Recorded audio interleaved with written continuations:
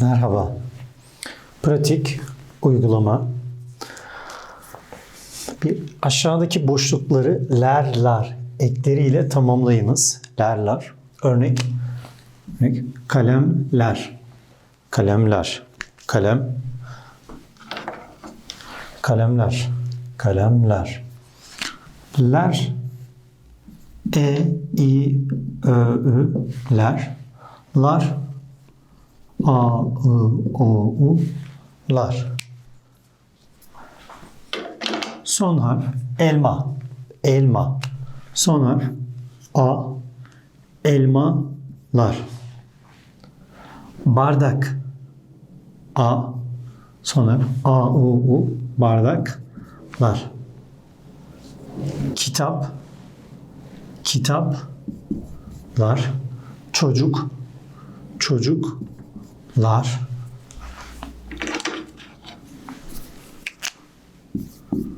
Öğrenci. Öğrenci olsun. Öğrenci. Öğrenciler. Kalem, kalemler. Öğrenci, öğrenciler. Ler. Aşağıdaki boşlukları ne, kim soru zamirleriyle tamamlayınız. Ne, kim? İnsan, öğretmen, Fatih. İnsan, kim? Kim? İnsan, kim? Nesne, hayvan. Nesne, hayvan. Kalem, nesne. Tahta, nesne. Silgi, nesne. Hayvan, kedi, miyav, miyav. Köpek, har, har, har, har, har, har. Hayvan, ne?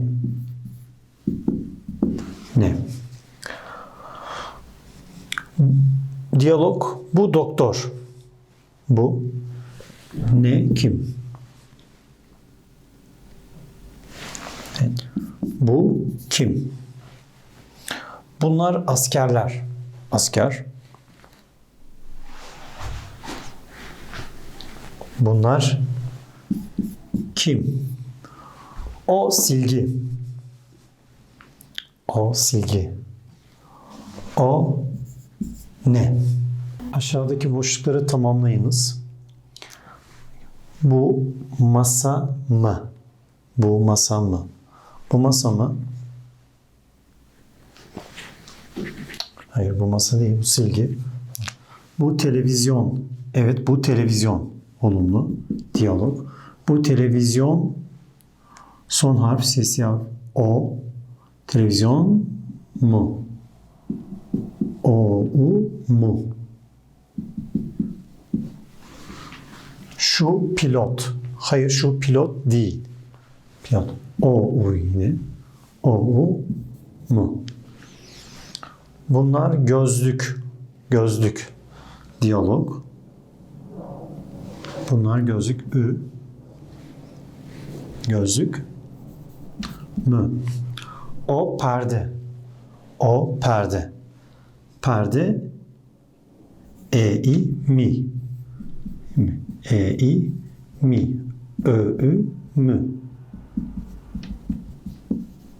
Mü. O avukat.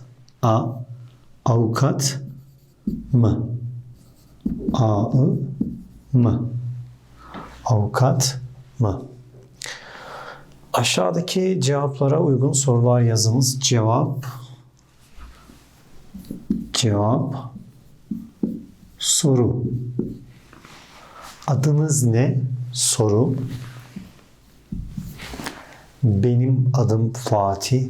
Cevap. Benim adım Fatih. Cevap. Soru. Cevaplara uygun sorular yazınız. Evet, bu doktor.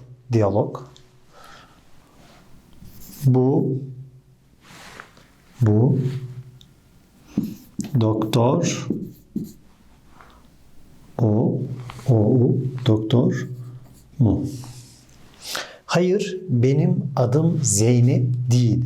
Hayır, benim adım Zeynep değil. Diyalog. Benim. Diyalog. A. Senin. adın, senin adın Zeynep, Zeynep mi?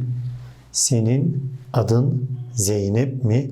Hayır, benim adım Zeynep değil. Evet. Hoşça kalın.